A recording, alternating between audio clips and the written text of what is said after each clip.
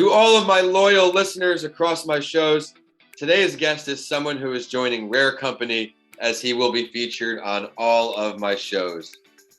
His work for the world of mental health is vast and admirable, to say the very least, plus his personal journey that we just talked about behind the scenes.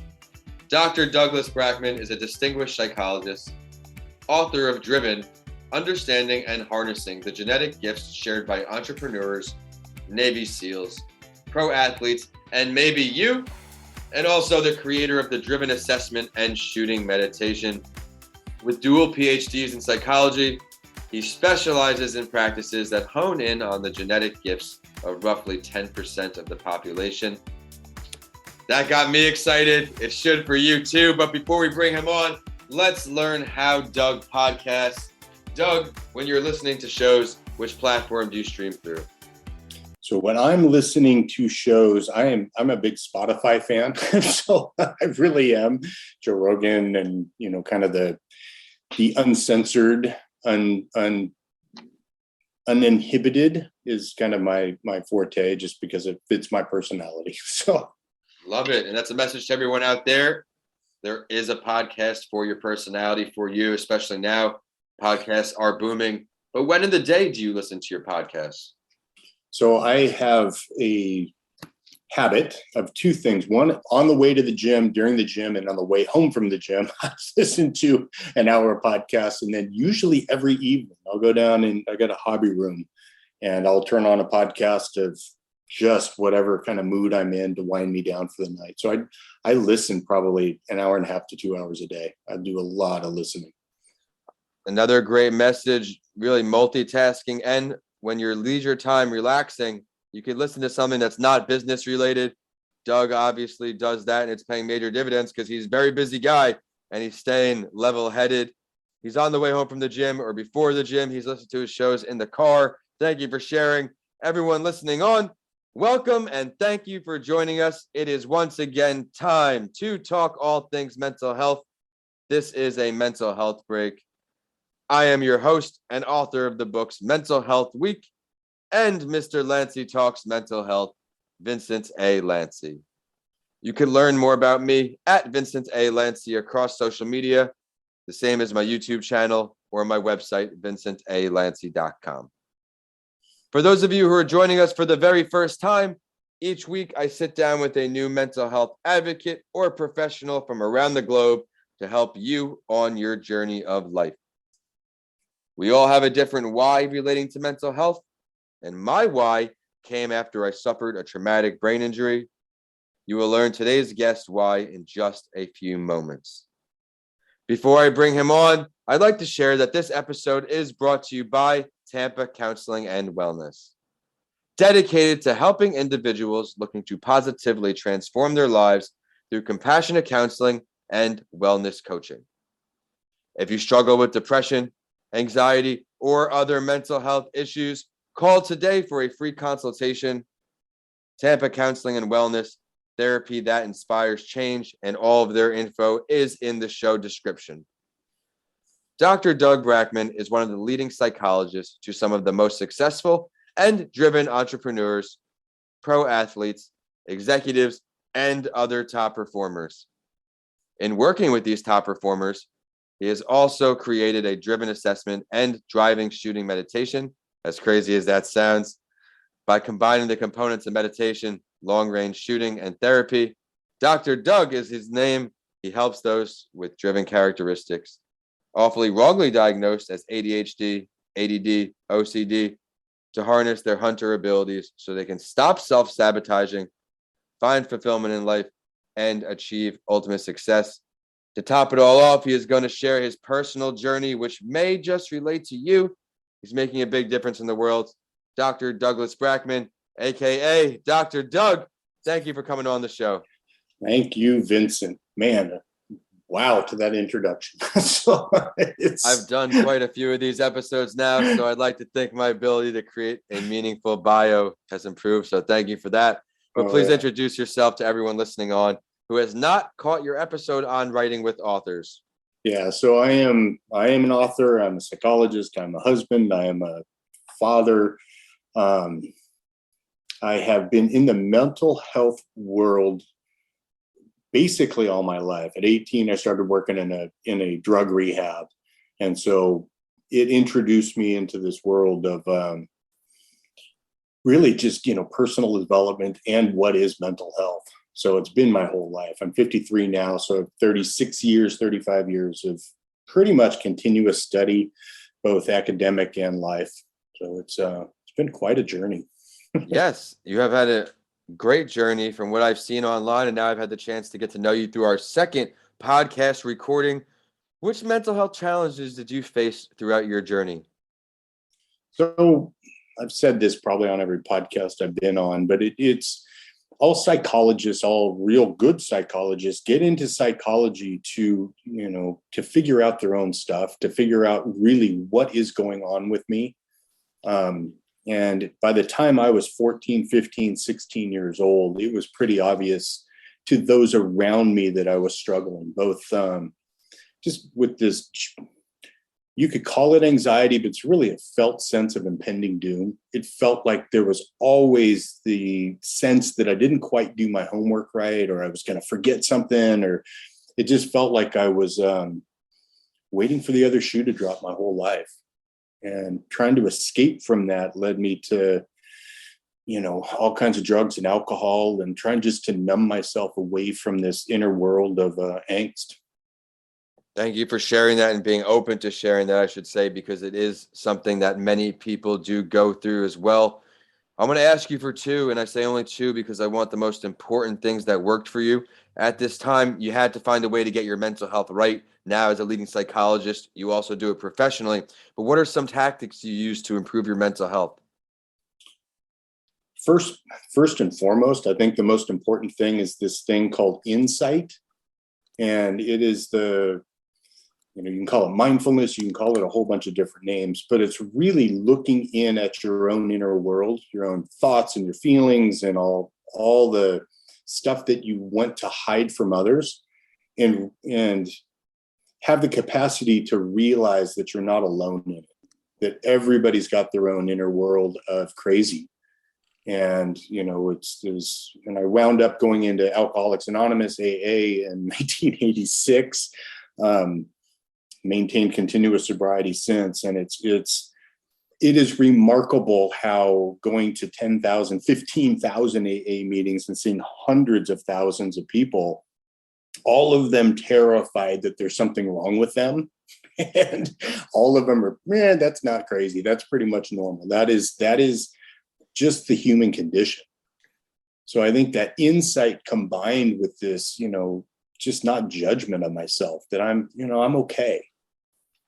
I like that. Not judgment of yourself. And also, congratulations on your sobriety, interacting with that many people. I bet you learned one or two things from some people. Oh, yes. And yeah, it led me into my doctoral dissertation work. And and obviously as a high school dropout, and I delivered auto parts for a couple years and kind of screwed around until I was 20 and figured out that unless I got an education, my life would suck.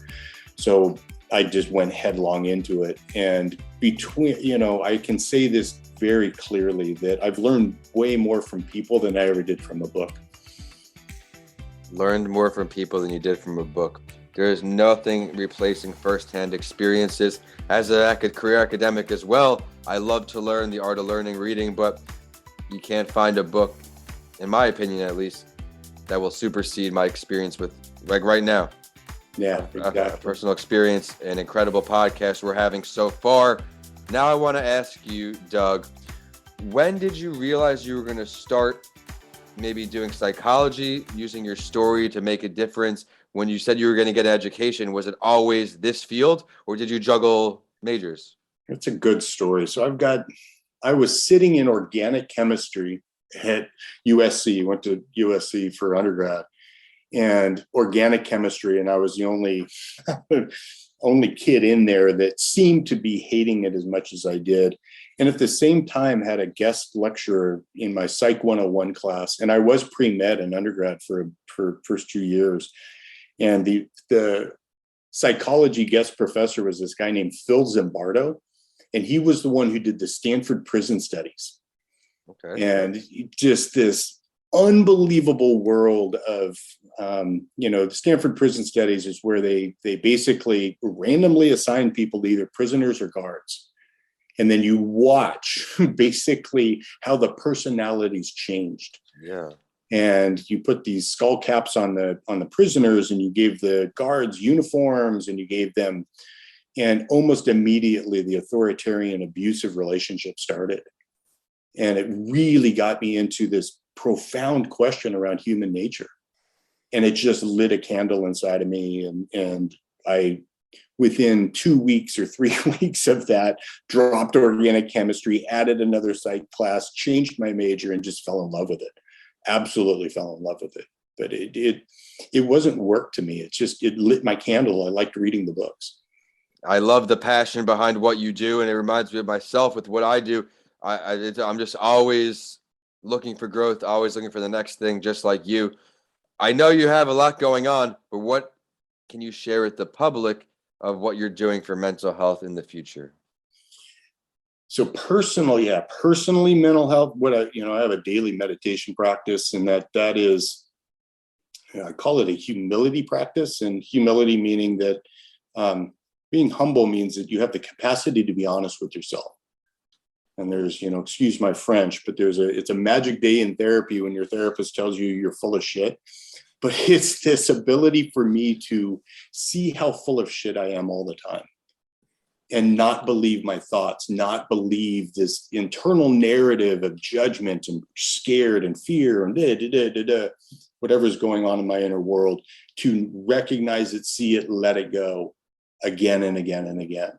And have some form of reflection. I agree with that very, very much. What works for some doesn't work for everyone. What some people like, other people hate. But that's okay, because there's a lot of options. He offers meditation as a way of self-reflection. Journaling is very popular with others. Taking walks works for some.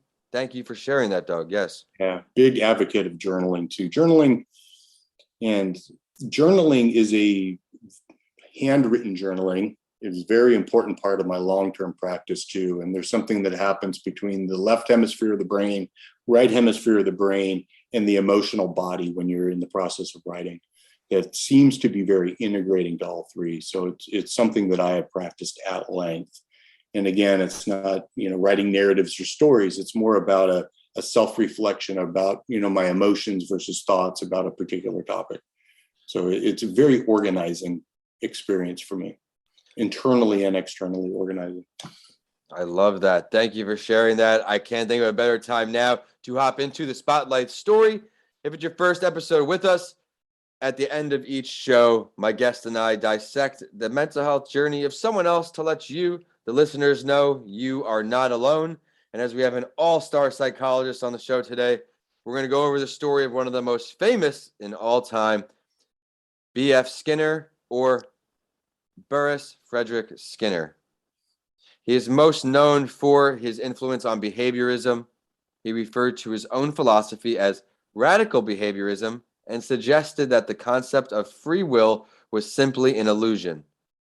All human action, he instead believed, was the direct result of conditioning. He said it was best known for operant conditioning, schedules of reinforcement, the Skinner box, cumulative recorder, and radical behaviorism. And I really enjoyed learning this stuff, because on these articles, we usually talk about someone famous, talk about their mental health that way, but I'd love to talk about this story with you as a fellow psychologist. One of his inventors I mentioned was the Skinner box. It was a chamber that contained a bar or a key that an animal could press in order to receive food, water, or some other form of reinforcement, which I thought was great. What are your takes on B.F. Skinner? Man, it goes back to all my graduate work. Yeah, I'm looking forward to this arguments response about because free of will and not free will. But the Skinner box in particular has been an integral part of understanding addiction. And I've been in the field of addiction for 35 years. And that you put a rat in a Skinner box, and basically you press a bar and you get a pellet. You put a rat in a Skinner box, you press a bar and you get some cocaine. You will press that bar until you die. And it is this demonstration that there's part of us, and the way I do it in my book and my work is this unconscious, subconscious, preconscious recording device that we live by, that Skinner really kind of was the first to really look at and theorize. And the difference between what he had to work with and what we have to work with in 2021 is really the understanding of biology and the functional MRI. And so in a lot of ways, Skinner was right that, we're really not in control of ourselves. And that's my work in my dissertation was about self-sabotage and why does it suck in January to go to the gym? Because everybody thinks up in their brain, they got this narrative that this time I'm going to get a six-pack. But what happens in February is that your unconscious, your preconscious, this thing that Skinner was starting to tap into starts to give you resistance, makes that couch a hell of a lot more sticky. And so you start to get stuck to the couch. And no matter, you can tell yourself, go to the gym, but you just can't do it. I love the analysis. I hope I brought back some good nostalgia for you. I didn't know it'd be a direct correlation with your dissertation work. No, it and Skinner, he made a really good step, but again, most of these early theoreticians and those, they didn't have access to really understand what the hell was going on inside of us. Mm-hmm. And so, you look at the limbic cluster in the brain, you look at some of these deeper operant conditioned responses that we have, they are automatic and they are without, pre-thought. They just happen. And, that's something I get into in my shooting meditation, to where, we will naturally want to brace against the recoil of a gun.